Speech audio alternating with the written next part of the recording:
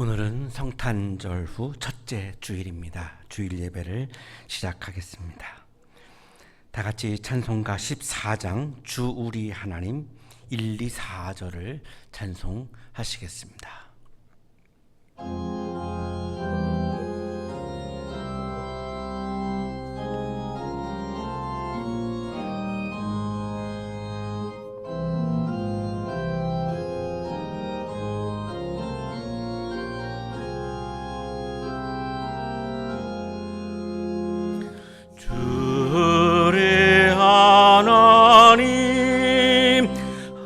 하늘에 계시니 온천하 만민 주 앞에 찬송하네.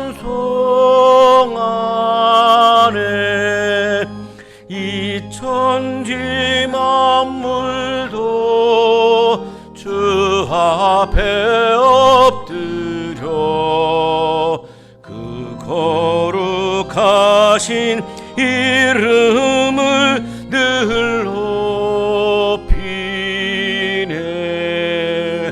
주 언약하신 것 끝까지 지키니 저 하늘나라 향하여 거하리라.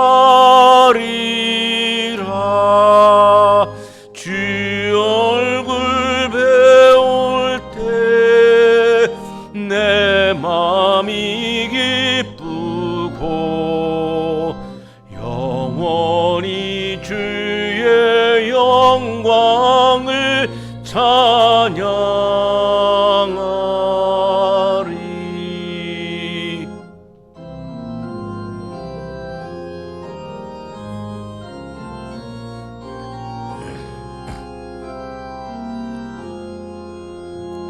성삼위일체께 승리한 무리들 다 기쁜 소리 높여서 감사하으려. 창조주 하나님 내 주님 되시니 주 앞에 나도 엎드려 경배하네.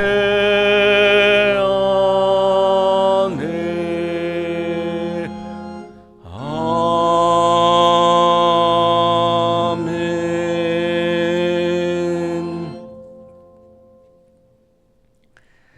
하나님은 회개하는 마음으로 나오는 사람들을 물리치지 않으십니다. 이제 우리들의 죄를 뉘우치고 고백합시다.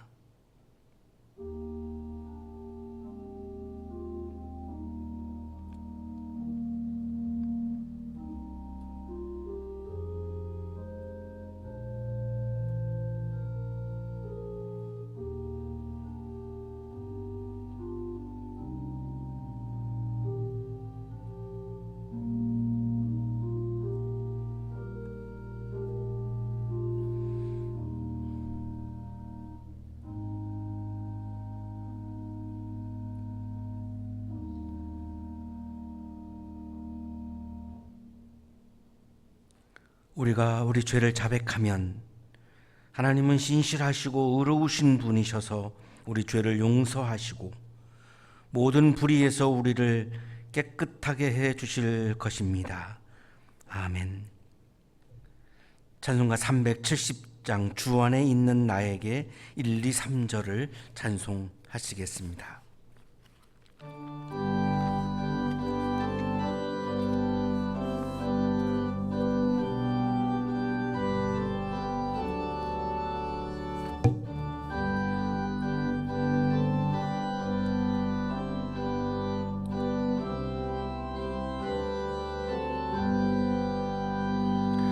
주 안에 있는 나에게 딴 근심이 있으랴. 십자가 십자 밑에 나가 내 짐을 풀었네. 주님을 찬송하면서 할렐루야 할렐루야. 내 앞길 멀고 험해도 나 주님만 따라가리.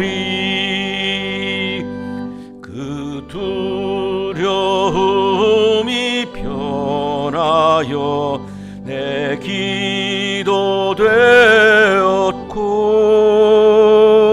전날의 한숨 변하여 내 노래 되었네. 주님을 찬송하면서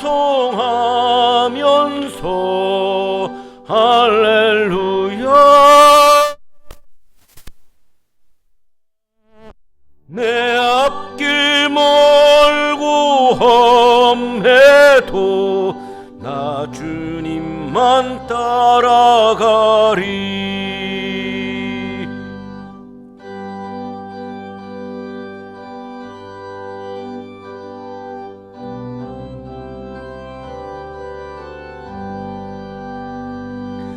내 주는 자비하셔서 늘 함께 계시고 내 궁핍함을 하시고 늘 채워주시네. 주님을 찬송하면서 할렐루야 할렐루야. 내 앞길 멀고 험해도 나 주님만 따라가리.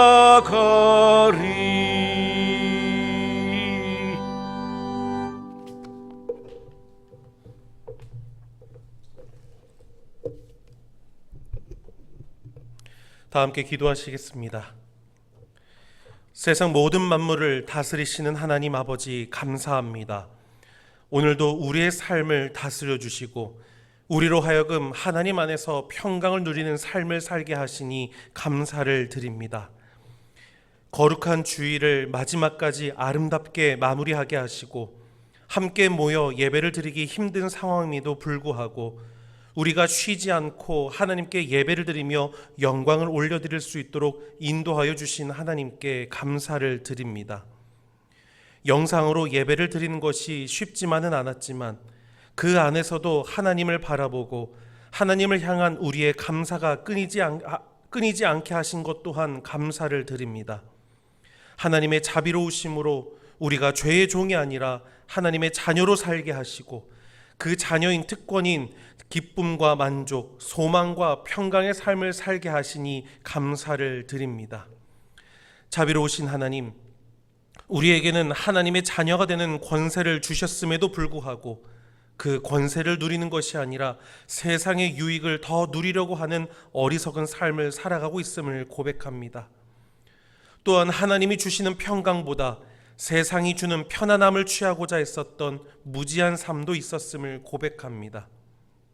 하나님의 자녀로서 주님의 뜻을 행하는 것이 당연한 것임에도 불구하고 마치 선택적으로 하나님의 뜻을 생각하고 온전한 순종의 삶을 살아가지 못했던 것 또한 하나님께 고백합니다.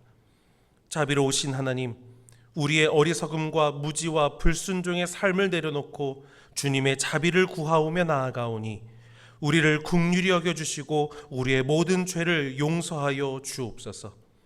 예수 그리스도의 사랑과 십자가의 은혜로 우리의 모든 죄가 사하여지고 다시 정결하고 거룩한 삶을 살기를 소망하오니 우리를 붙잡아 주시고 다스려 주옵소서.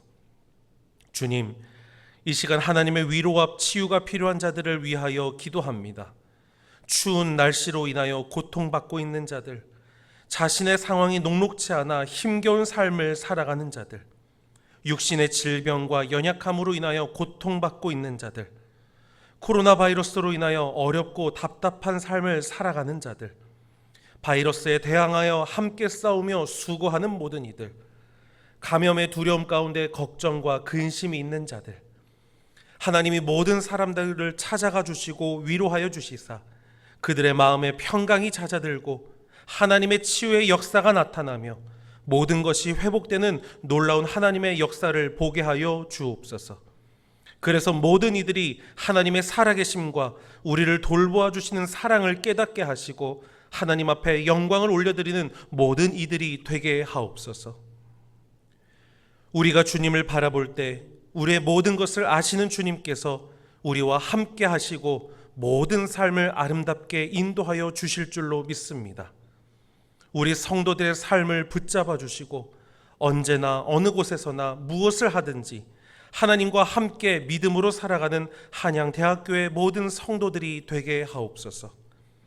세상의 모든 시험과 유혹에서 말씀의 능력으로 승리하게 하시고 우리를 도우시는 성령의 충만함으로 복된 삶을 살아가 성령의 열매를 맺으며 하나님을 기쁘시게 하는 모든 이들이 되게 하옵소서. 코로나 바이러스의 상황 또한 주님의 손에 의탁합니다. 모든 만물을 창조하시고 다스리시는 하나님을 의지하고 주님의 구원을 소망하오니 속히 회복되게 하시고 모든 이들이 아름다운 삶을 살아갈 수 있도록 주께서 통치하여 주옵소서. 2020년의 마지막 주일, 우리에게 주시는 하나님의 말씀을 기대합니다. 우리가 주님의 말씀을 마음 가운데 새기며 한 해를 잘 마무리하고 새해를 하나님의 은혜로 시작하게 하옵소서. 우리의 모든 기도를 들으시고 응답하시는 하나님께 감사를 드리며 이 모든 말씀 우리 구주 예수 그리스도의 이름으로 간절히 기도드립니다. 아멘.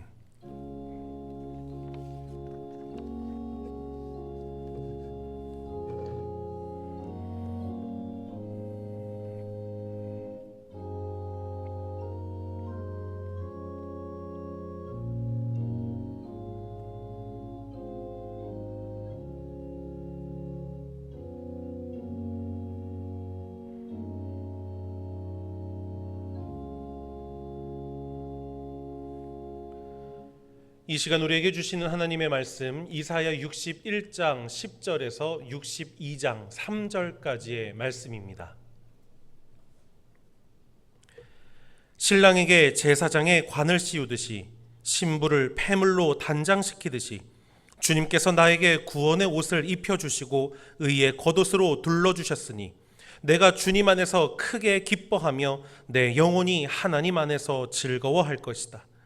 땅이 싹을 내며 동산이 거기에 뿌려진 것을 움트게 하듯이 주 하나님께서도 모든 나라 앞에서 의와 찬송을 샘솟듯이 솟아나게 하실 것이다. 시온의 의가 빛처럼 드러나고 예루살렘의 구원이 횃불처럼 나타날 때까지 시온을 격려해야 하므로 내가 잠잠하지 않겠고 예루살렘이 구원받기까지 내가 쉬지 않겠다. 이방 나라들이 내게서 의가 이루어지는 것을 볼 것이다. 뭇 왕이 내가 받은 영광을 볼 것이다. 사람들이 너를 부를 때에 주님께서 내게 지어주신 새 이름으로 부를 것이다.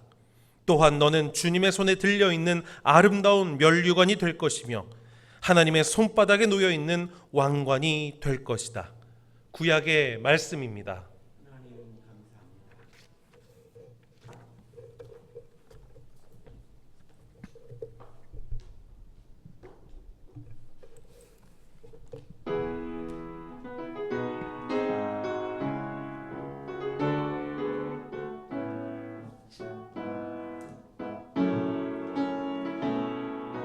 내가 주를 믿는다는 건 그 사랑 알았다는 건 그 뜻대로 살면 주의 기쁨 되겠다는 건 어떠한 고생이라도 어떠한 아픔이 있어도 기꺼이 주의 편에 서기로 결정하는 건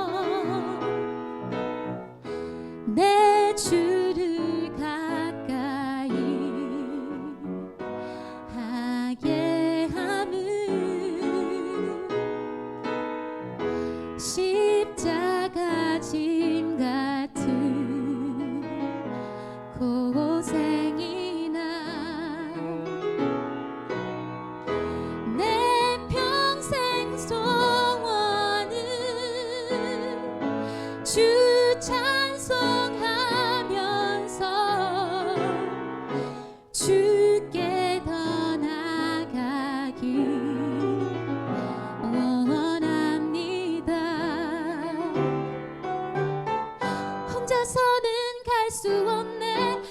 자주 넘어지고 어려운 일 찾아오면 다시 또 두렵지만 분명히 알고 있는 건 주께서 날 붙드시고 생명의 길로 항상 나의 삶 인도하시네. 내 주를 가까이 하게 하는 십자가 짐 같은 고생이나 내 진정 소원은 주 찬송하면서 주께 더 나아가기 원합니다. 주께 더 나아가기 원합니다.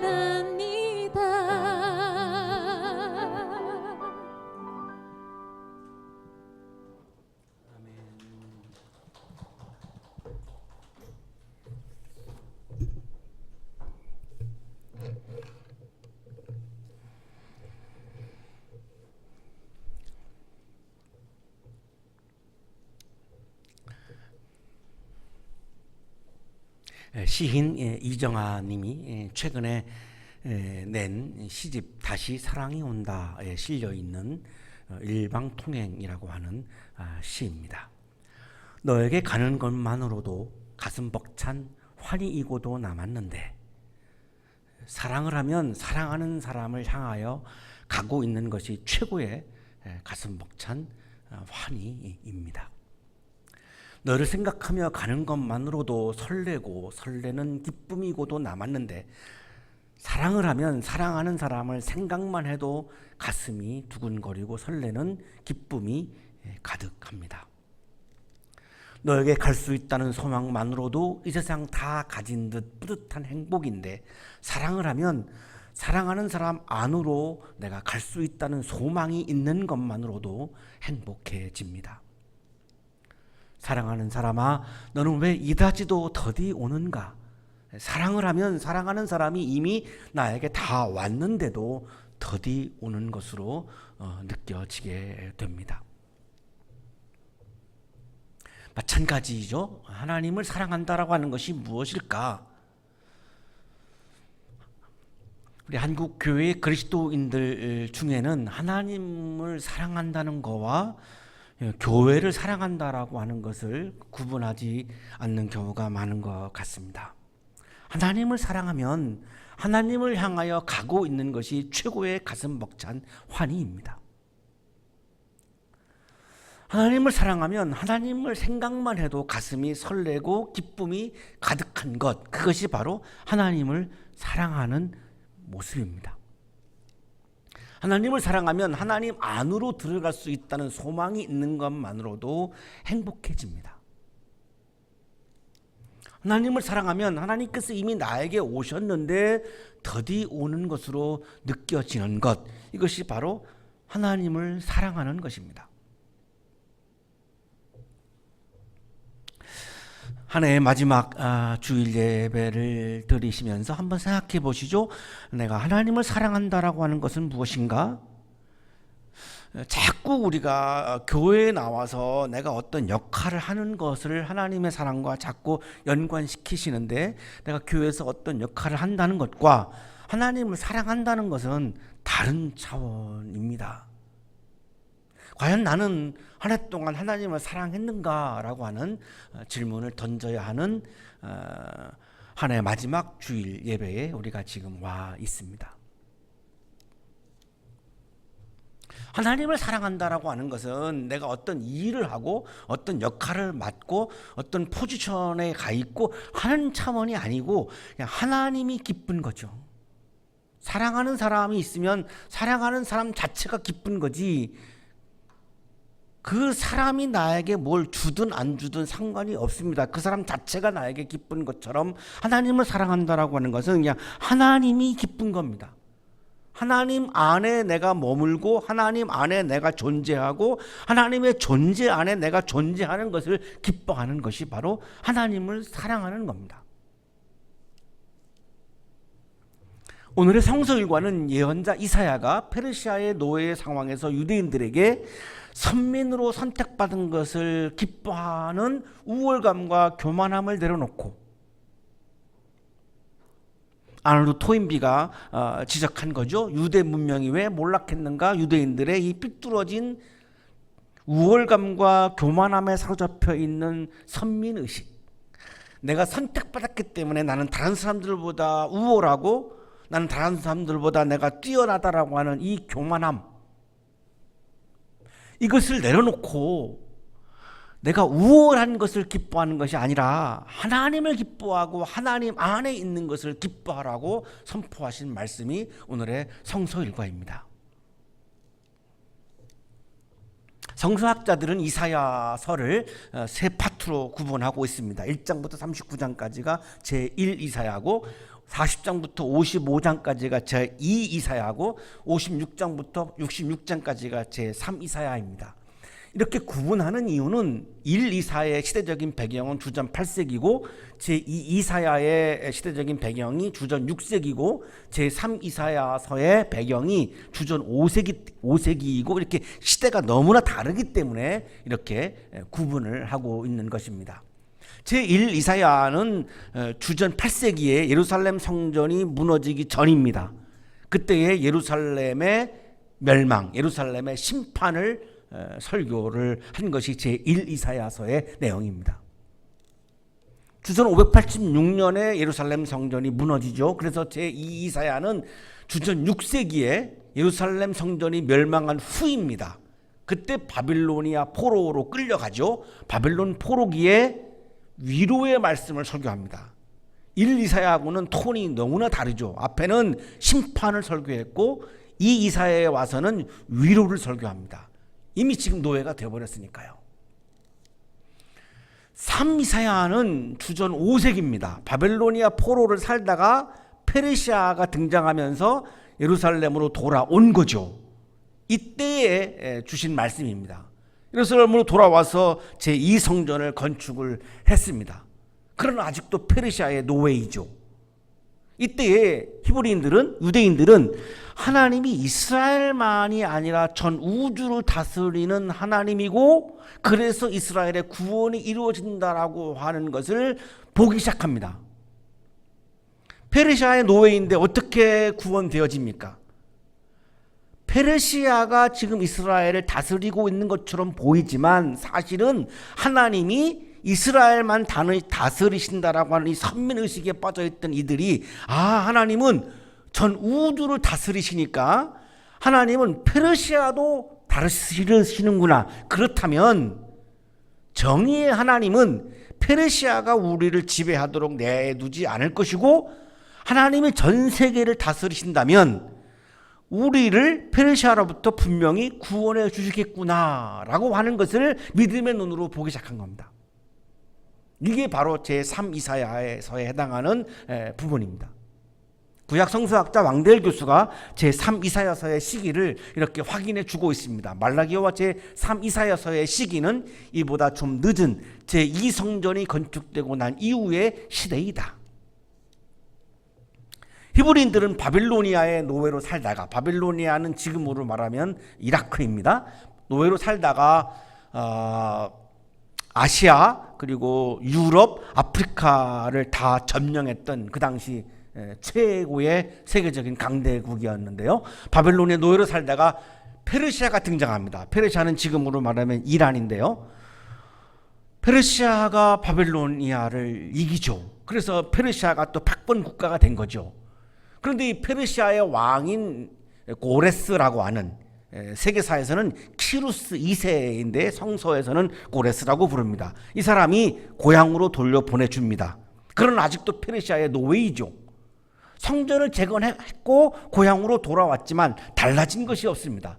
아직도 페르시아의 노예이거든요. 바벨로니아의 노예인 것이 페르시아의 노예인 거로 바뀐 거지 노예의 상황은 바뀐 게 아무것도 없는 겁니다. 자, 그때 페르시아와 그리스의 전쟁이 일어납니다. 이게 유명한 그 마라톤 전투, 우리가 잘 알고 있는 마라톤 전투가 바로 이 그리스와 페르시아의 전쟁인데요. 히브리인들이 여기에 엄청난 이런 이 전쟁에 동원되었죠. 그러니까 히브리인들의 삶은 피폐해질 대로 피폐해졌습니다. 그리고 아주 오래된 사마리아와 남유다의 갈등, 북왕국과 남왕국의 갈등이죠. 북이스라엘과 남이스라엘, 이 남왕국이라고 하는 지역 감정인데요. 이 갈등이 너무나 심하다 보니까 히브리인들의 정신적인 고통이 심했습니다. 그런데 기다리던 하나님의 나라가 도래하지 않죠. 하나님의 나라가 도래하지 않고 여전히 페르시아의 왕이 다스리는 페르시아의 나라가 계속되고 있는 거죠. 자, 이 상황에서 유대인들은 초조한 겁니다. 과연 하나님의 나라가 올까? 과연 우리가 페르시아로부터 구원될 수 있을까? 우리가 과연 자유를 회복할 수 있을까? 나라를 회복할 수 있을까? 희망이 보이지 않다가 보니까 초조하고 신앙적으로 좌절하고 할 수밖에 없는 거죠. 자, 이런 상황에서 이들이 바빌로니아와 페르시아 두 나라를 경험했습니다. 유대인은 세계 최고의 민족이고 유대 나라는 하나님이 선택하신 세계 최고의 나라라고 하는 것이 이들의 자존심이었는데, 바빌로니아의 노예가 되고 페르시아의 노예가 되고 보니까 현실적으로 보니까 자기들보다 더 강한 민족이 있는 것을 경험한 겁니다. 어마어마한 혼란이 오는 거죠. 우리가 선택받은 민족인데, 하나님의 백성인데 어떻게 우리가 지배를 받지? 어떻게 우리가 노예가 됐지? 그러면 바빌로니아와 페르시아는 도대체가 정체성이 뭐야? 라고 하는 질문을 할 수밖에 없는 거죠. 여기서 조금씩 우리가 최고의 민족이라고 하는 선민의식에 금이 가기 시작합니다. 현실이 그렇지 않으니까요. 자, 그런데 보니까 하나님께서 바빌로니아의 왕과 페르시아의 왕을 하나님의 도구로 쓰는 것을 경험합니다. 놀라운 경험이죠. 바빌로니아의 왕과 페르시아의 왕은 이방인입니다. 유대인들은 이들을 개와 돼지로 취급했던 사람들이 이방인인데, 하나님이 이들을 하나님께서 구원의 도구로 쓰시는 것을 경험합니다. 그러니까 교만하고 폐쇄적인 선민의식이 무너질 수밖에 없죠. 하나님께서 이방인인 바빌로니아 왕을 하나님의 종이라고 말씀합니다. 에레미야 27장 6절입니다.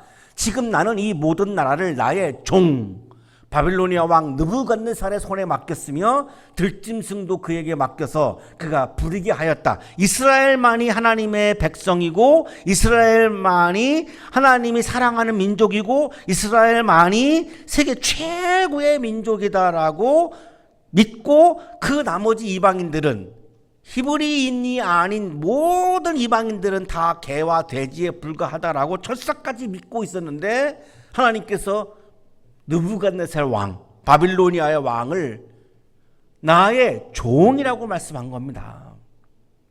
충격이죠.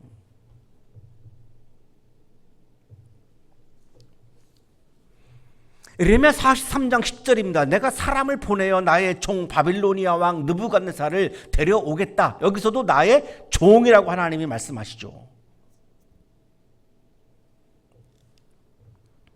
하나님께서 페르시아의 왕인 고레스를 내가 세운 목자라고 표현합니다. 이사야 44장 28절. 고레스를 보시고는 너는 내가 세운 목자다. 나의 뜻을 모두 내가 이룰 것이다. 굉장히 혼란스럽죠? 느부갓네살 왕과 고레스 왕은 하나님을 믿는 사람이 아닙니다. 이방인이죠. 그런데 하나님께서 그를 당신의 종이라고 말씀하시고 목자라고 말씀하니까 유대인들은 혼란스러울 수밖에 없는 겁니다. 혹시 우리 교회는 그런 분들이 없겠습니다만, 한국의 그리스도인들 중에 이 술을 믿지 않는 사람들은 다 이렇게 형편이 없다라고 혐오하는 분들이 있다면 이 말씀을 좀 묵상을 해 보세요. 느부갓네살 왕과 고레스 왕은 하나님을 믿는 사람이 아닙니다. 그런데 하나님은 그를 하나님의 종으로, 하나님의 목자로 쓰셨습니다. 왜 그럴까요? 모든 전 세계인은 하나님의 백성이라고 하는 것을 말씀하고 있는 거고, 하나님은 하나님을 믿는 사람들만 사랑하고 하나님을 믿는 사람들만 통치하시는 것이 아니라 모든 전 세계인을 사랑하시고 전 세계인을 다스리신다라고 하는 하나님 사랑의 보편주의, 하나님 통치의 우주적 지평을 지금 제3 이사야는 보고 있는 겁니다. 그렇게 보지 아니하면 이 역사적인 현실을 해석할 방법이 없습니다. 이사야 45장 1절입니다. 나 주가 기름 부어 세운 고레스에게, 기름 부은다라고 하는 것은 하나님이 특별히 선택한다라고 하는 의미인데 누구에게 기름을 부었습니까? 고레스에게 부었어요. 이방인 고레스에게 기름을 부었습니다. 내가 너의 오른손을 굳게 잡아 열방을 내 앞에 굴복시키고 왕들의 허리띠를 풀어놓겠다. 내가 가는 곳마다 한번 열린 성문은 닫히지 않게 하겠다. 고레스는 들어라. 예수를 믿는 분들이 예수를 믿지 않는 사람들에 비해서 어떤 우월감을 갖는다, 영적인 우월감을 갖는다, 이거는 성서적이지 않습니다. 신앙적이지 않습니다. 오늘 에레미야서와 이사야서를 인용을 해드린 말씀을 한번 10번을 읽어보십시오. 그것이 과연 신앙적인 것인가, 성경적인 것인가? 그렇지 않습니다. 유대인들은 하나님께서 성전 안에 매어 있지 않다, 성전 안에만 계시지 않구나, 전 세계에 계시는구나, 만유의 하나님이시구나 라고 하는 것을 유대인들은 지금 경험하기 시작한 겁니다. 하나님은 이스라엘에만 매어 있는 하나님이 아니고 이스라엘만 사랑하는 하나님이 아니고 전 세계인을 사랑하시고 전 세계인을 다스리시는 분이구나라고 하는 하나님 사랑의 보편성, 하나님 통치의 우주적 평을 지금 깨닫기 시작하고 있는 겁니다. 예언자 이사야는 하나님의 주권이 성전 안에 머물러 있지 않고 이스라엘에만 머물르지 않고 전 세계의 주권을 가지고 계시다라고 하는 것을 깨닫고 있는 겁니다. 그렇지 아니하면, 하나님이 전 세계의 주권을 갖고 있지 아니하면 페르시아를 하나님이 다스리지 않는 거니까, 그러면 페르시아로부터 해방하는 것은 불가능해집니다. 하나님이 전 세계의 주권을 가지고 계시기 때문에, 페르시아도 다스리시는 분이기 때문에 우리가 하나님에 의해서 페르시아의 노예로부터 구원될 수 있음을 바로 희망을 보고 구원의 빛을 보기 시작한 것입니다. 이게 주전 5세기의 유대인들의 영적인 깨달음이고, 이것을 선포한 사람이 바로 제3 이사야라고 하는 예언자입니다.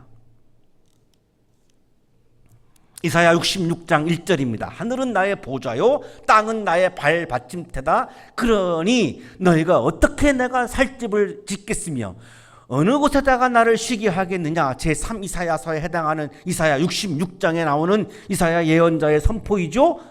하나님은 온 우주를 다스리시는 분이고 온 우주의 주권을 가지고 계시는 분이시다. 하나님은 성전 안에만 계시는 분이 아니고 이스라엘만 다스리시는 분이 아니고 이스라엘만 사랑하시는 분이 아니다라고 하는 것을 지금 선포하고 있는 말씀이죠.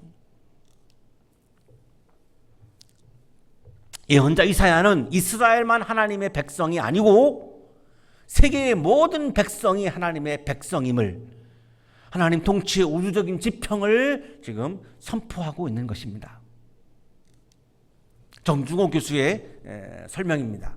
이사야 61장의 말씀은 하나님께서 예언자를 불러 사명을 맡기신 제3 이사야의 소명장으로 이해할 수 있다. 제3 이사야의 소명은 바로 이것이죠. 하나님의 주권이 성전과 이스라엘 안에만 있는 것이 아니라 전 세계에 있다라고 하는 것을 선포하는 것, 이것이 제3 이사야라고 하는 예언자가 소명받은 내용입니다. 이것을 위해서 하나님의 부르심을 받았다라고 하는 것이 바로 제3 이사야라고 하는 예언자의 소명인 것입니다. 자, 이런 차원에서 오늘 61장, 이사야 61장, 오늘의 성서 일과가 우리들에게 바로 이 부분, 하나님 사랑의 보편성, 그리고 하나님 통치의 우주적인 지평을 우리에게 말씀해 주고 있습니다.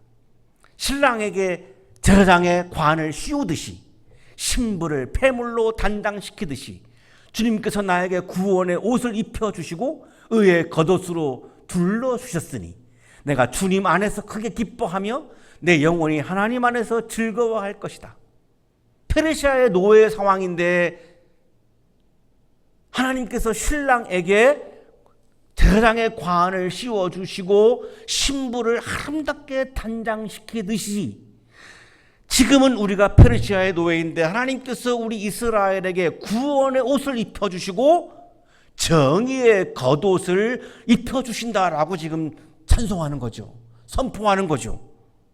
어떻게 이것이 가능합니까?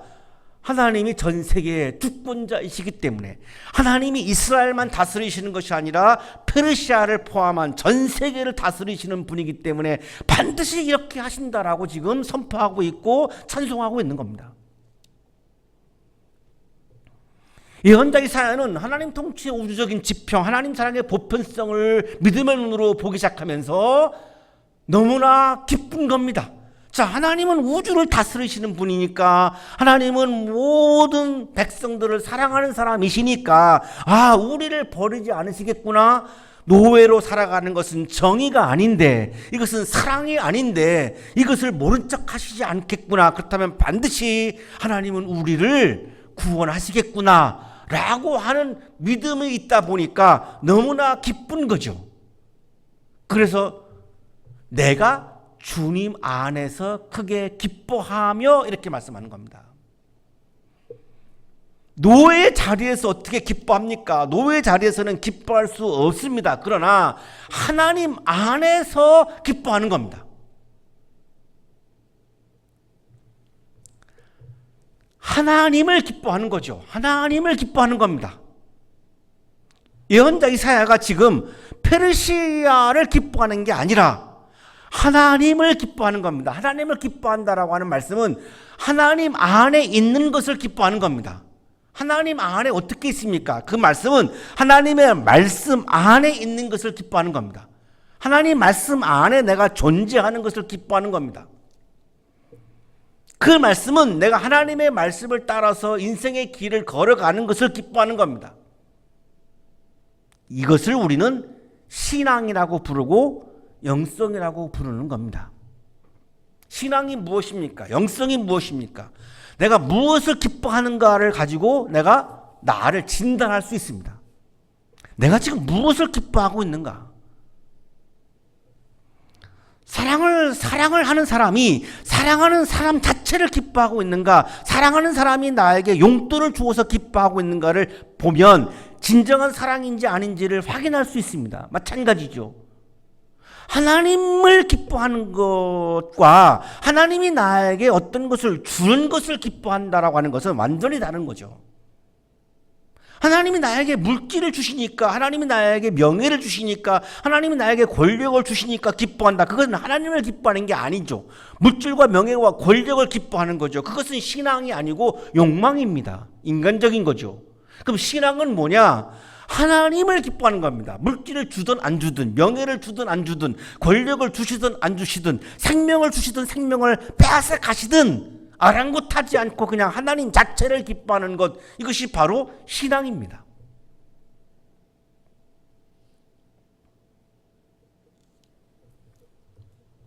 우리 교회는 대학교이니까 그런 케이스가 없지만 제가 일반 교회 있을 때 경험을 보면 어떤 분들은 교회를 왜 오는가? 교회를 통해서 내가 어떤 물질을 얻으려고 오는 분들이 있습니다. 예를 들면 교회 공사를, 내가 교인이니까 내가 교회 공사를 맡아가지고 많은 이익을 남긴다든지, 그거를 결정하는 거는 이제 장로들이 하니까 그래서 길을 쓰고 장로가 되고, 그건 신앙이 아니죠. 욕망입니다. 교회를 통해서 자신의 이름을 드러내려고 하는 분들이 있습니다. 일반 교회에 보면. 그게 어떻게 신앙입니까? 욕망입니다. 교회에서 장로라고 하는 직분을 획득해가지고 교회 운영을 자기 마음대로 하는 것을 즐기는 분들이 있습니다. 그게 어떻게 신앙입니까? 욕망입니다.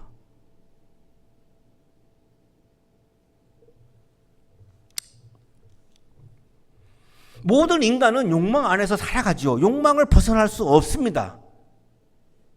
자, 그런데 욕망의 길을 걸어가는 것을 주님 앞에서 부끄러워하고 신앙의 길을 걸어가려고 몸부림치고 고뇌하는 사람이 신앙인이지, 아예 대놓고 교회에 와서 욕망의 길을 걸어가는 거를 그를 신앙이라고 말하는 것은 너무나 이거는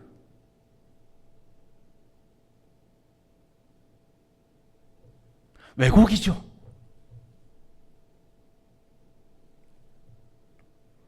우리 인간은 욕망 안에서 살 수밖에 없어요. 어떻게 욕망을 벗어나겠습니까? 인간의 속성인데. 그런데 신앙인과 신앙인이 아닌 사람의 차이는 무엇입니까? 신앙인은 내가 지금 욕망의 길을 걸어가고 있는 것을 보면서, 아, 이거는 내가 정말로 주님 앞에서 부끄러운 길인데 이걸 좀 조금이라도 부끄러워라도 하면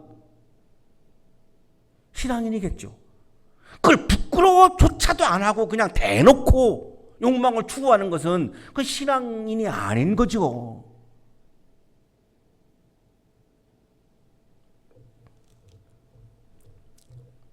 내가 주님 안에서 크게 기뻐하며, 이게 믿음입니다. 내가 주님 안에 존재하는 것, 주님의 존재 안에 내가 머물고 있는 것을 기뻐하는 것이 바로 믿음입니다.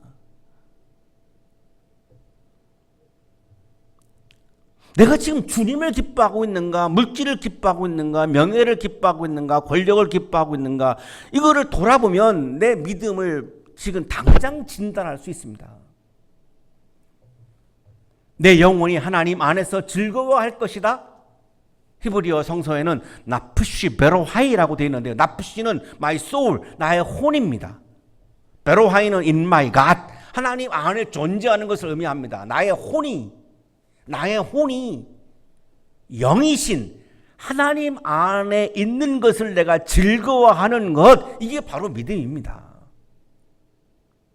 어떻게 페르시아의 노예 상황에서 기뻐하고 즐거워합니까? 이사야 예언자는 가능했습니다. 왜? 하나님에게 집중했고 하나님을 기뻐했고 하나님 안에 내가 존재하는 것을 기뻐했기 때문에 페르시아의 노예여도 상관이 없는 겁니다. 그냥 하나님을 보기만 해도 기쁜데 무슨 상관이 있겠습니까? 페르시아하고 아무 상관이 없는 거죠. 그런데 그 하나님이 우주를 다스리시는 분입니다.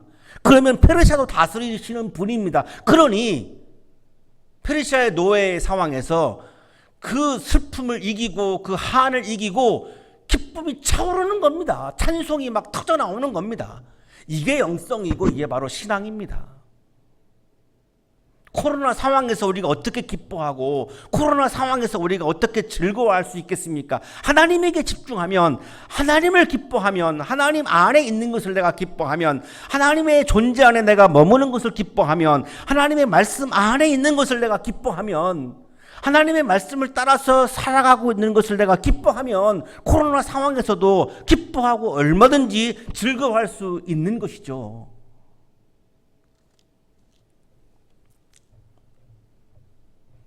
나의 혼이 하나님 안에 존재하는 것을 기뻐하는 것, 나의 혼이 하나님의 말씀 안에 존재하는 것을 기뻐하는 것, 나의 혼이 하나님의 말씀을 따라서 인생의 길을 걸어가는 것을 기뻐하는 것, 이것이 바로 믿음이고 영성입니다.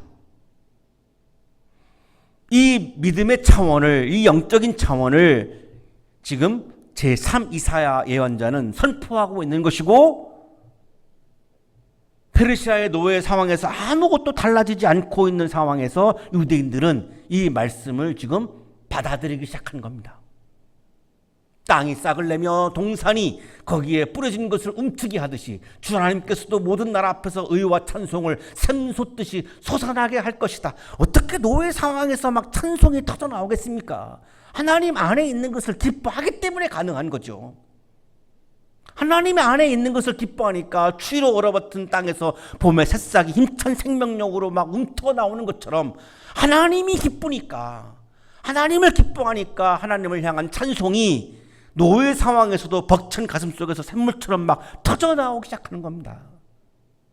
완전히 새로운 신앙적인 경험이죠.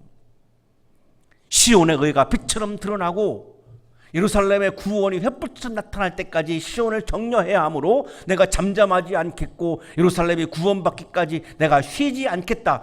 이스라엘이 하나님 안에 존재하는 것을 기뻐할 때에 전 세계를 다스리시는 하나님께서 이제 예루살렘의 정의가 빛처럼 드러나게, 구원이 횃불처럼 나타나게 하신다는 거죠. 언제? 이스라엘이 하나님을 기뻐할 때입니다. 내가 하나님을 기뻐하게 될 때 하나님은 전 세계를 다스리시는 하나님은 정의가 나의 삶 속에서도 드러나게 하시고 구원이 횃불처럼 나의 삶에 드러나게 하신다는 것입니다. 정중호 교수의 주석입니다. 빛이 어두움을 단술에 깨뜨리듯 새로운 예루살렘은 파격적으로 회복될 것임을 선포하고 있다. 지금도 페르시아의 노예이지만 하나님을 기뻐하는 유대인들이 하나님을 기뻐할 수만 있다면 하나님은 단숨에 페르시아의 노예로부터 이스라엘을 구원하실 것이다 라고 지금 선포하는 거죠. 그러면서 하나님은 예루살렘을 격려하신다는 겁니다. 하나님은 침묵하지 않으신다는 겁니다.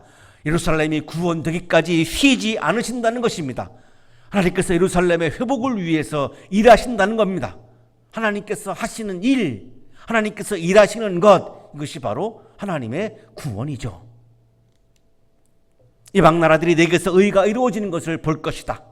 세계의 모든 나라들이 예루살렘에서 하나님의 정의가 이루어지는 것을 볼 것이다. 정의가 이루어지면 어떻게 되죠? 노예는 정의가 아니죠. 노예로부터 해방하는 거죠. 왕이 내가 받은 영광을 볼 것이다. 사람들이 너를 노예인데 무슨 영광이 있겠습니까? 노예에서 인간으로, 인간다운 인간으로 지금 구원되는 것을 말씀하고 있는 거죠. 사람들이 너를 부를 때에 주님께서 내게 지어주신 새 이름으로 부를 것이다. 이름이 바뀐다는 겁니다. 노예의 이름과 인간의 이름은 완전히 다른 이름인 거죠. 정중호 교수의 주석입니다. 예루살렘의 새로운 이름의 메시지가 요약되어 있다. 이름이 바뀐다는 것은 신분 변화, 즉 정체성의 변화를 말한다. 노예로부터 인간으로 바뀌는 거죠. 하나님의 구원을 지금 의미하고 있는 거죠. 또한 너는 주님의 손에 들려있는 아름다운 멸류관이 될 것이며 하나님의 손바닥에 놓여있는 왕관이 될 것이다. 예루살렘은 주님의 손에 들려있다라고 선포합니다. 여기서 손은 히브리 성서에서 야드입니다. 야드라고 하는 단어는 능력을 의미합니다. 하나님의 능력 안에 이스라엘이 지금 있다는 겁니다. 하나님의 능력은, 우주를 통치하시는 하나님의 능력은 페르시아의 노예로부터 이스라엘을 구원하고도 남습니다. 너는 주님의 손에 들려 있다. 하나님의 능력 안에 있다 라고 지금 선포하고 있는 거죠. 이제 예루살렘은 하나님의 능력 안에서 하나님의 아름다운 멸류관이 될 것이다.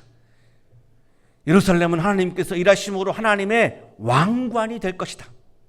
정중호 교수의 주석입니다. 예루살렘은 하나님의 기쁨이요, 왕관이요, 멸류관이다.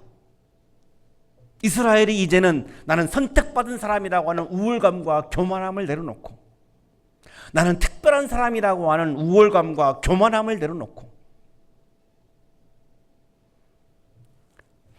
나는 특별히 선택받았다라고 하는 이 우월감과 교만함을 내려놓고 전 세계의 주인이신 하나님을 기뻐하고, 내가 선택받았다라고 하는 것을 기뻐하는 것이 아니라, 내가 우월하다라고 하는 것을 기뻐하는 것이 아니라 하나님을 기뻐하고, 하나님 안에 존재하는 것을 기뻐하고, 하나님 말씀 안에 존재하는 것을 기뻐하고, 하나님의 말씀을 따라서 살아가는 것을 기뻐하여서 하나님의 기쁨이 되는 삶을 살아가는 것, 그것이 바로 신앙인의 삶입니다.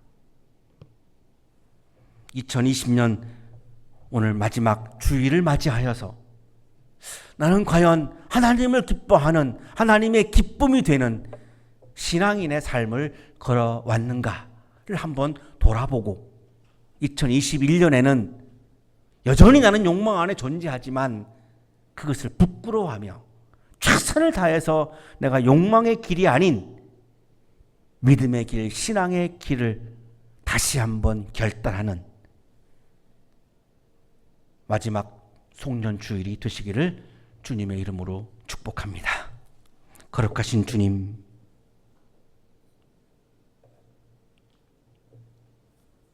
우리의 믿음이 부족하여 한 해 동안 욕망의 길을 걸어오면서 이것을 신앙의 길로 착각을 했던 순간들이 너무나 많습니다. 무엇보다 하나님을 기뻐하는 신앙인이 되게 하셔서 새해에는 믿음의 길을, 영성의 길을 걸어가며 어떠한 상황에서도 기쁨을 놓지 않고 찬송을 놓지 않고 즐거움이 가득한 새해의 삶이 되도록 복내려 주옵소서. 예수 그리스도의 이름으로 기도하옵나이다. 아멘.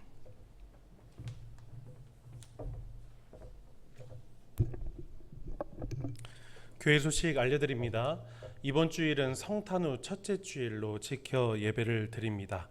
우리 다음 예배는 12월 31일 목요일에 송구영신 예배로 드립니다. 우리 송구영신 예배 성서일과 시편 90편 1절에서 17절까지의 말씀 제목은 아침에는입니다. 우리 주중에 성서일과 말씀을 묵상하시기를 바랍니다. 올해 송구영신 예배는 우리 주일과 마찬가지로 영상으로 가정에서 예배를 드립니다. 우리 당일에 예배를 드리실 수 있도록 오후에 문자를 발송해 드리도록 하겠습니다. 예, 참고해 주시기를 바랍니다. 또한 우리 한 해 동안 우리에게 베푸신 하나님의 은혜를 기억하며 우리 감사의 예물을 준비해 주시기를 바랍니다. 우리 매일 시간을 정해두고 함께 기도하고 계실 줄로 믿습니다. 우리 몸이 아프신 우리 성도님들 위해서, 그리고 이 나라 이 땅, 그리고 우리 한양 동산 우리 대학교회의 모든 성도님들의 안전과 건강을 지켜주십사 이렇게 항상 계속 기도할 줄로 믿고 있습니다. 항상 기도에 힘쓰어 주시고 또 이 모든 상황이 하나님 안에서 해결받을 수 있도록 우리 힘써 계속해서 중보해 주시기를 부탁드립니다. 우리는 교회는 계속 전염병의 확산과 성도들의 안전을 위해서 가정에서 예배를 드리고 있습니다. 비록 좀 가정에서 예배를 드리는 것이 이제는 조금 적응이 됐을지라도 우리 계속해서 신실한 마음으로 하나님께 예배하시는 우리 저와 여러분들이 되시기를 주님의 이름으로 부탁드립니다. 교회 소식은 여기까지입니다. 주님 앞에 예물을 드리겠습니다.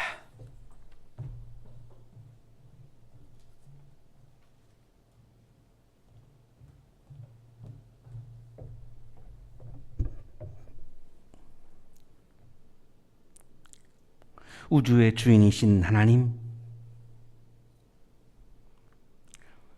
우리를 다스려 주시고 우리를 사랑해 주셔서 감사드립니다. 우리의 기쁨이 되어 주셔서 감사합니다. 한 해 동안 주님의 기쁨이 되는 삶을 살아오게 하셔서 감사합니다. 감사의 마음을 예물에 담아 드리오니 기쁘게 받아주시고 예물을 드리는 손길 위에 크신 은혜를 부어 주옵소서. 예수 그리스도의 이름으로 기도하옵나이다. 아멘.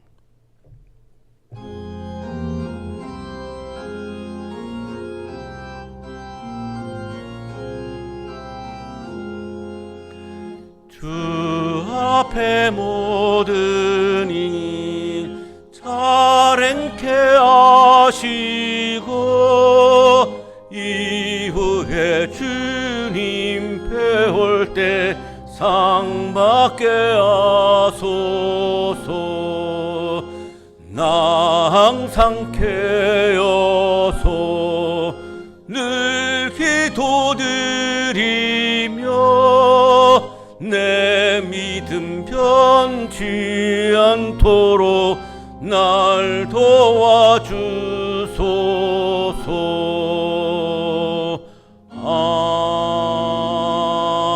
아멘. 이제는 우리에게 하나밖에 없는 생명까지도 아낌없이 사랑으로 나누어 주시는 예수 그리스도의 은혜와 오늘도 우리에게 말씀을 주시는 하나님의 사랑하심과 생명의 기운을 주시는 성령의 역사하심이 주님을 기뻐하며 주님의 존재 안에 머무는 것을 기뻐하며 주님의 말씀 안에 있는 것을 기뻐하며 주님의 말씀을 따라서 인생의 길을 걸어가는 것을 기뻐하며 주님께 찬송과 영광을 돌리며 아름다운 신앙인의 삶을 살아갈 것을 다짐하고 또 다짐하며 세상을 향하여 힘차게 나아가는 우리 모든 한양 가족들의 삶 속에 지금부터 영원토록 함께 하시기를 간절히 축원하옵나이다. 아멘.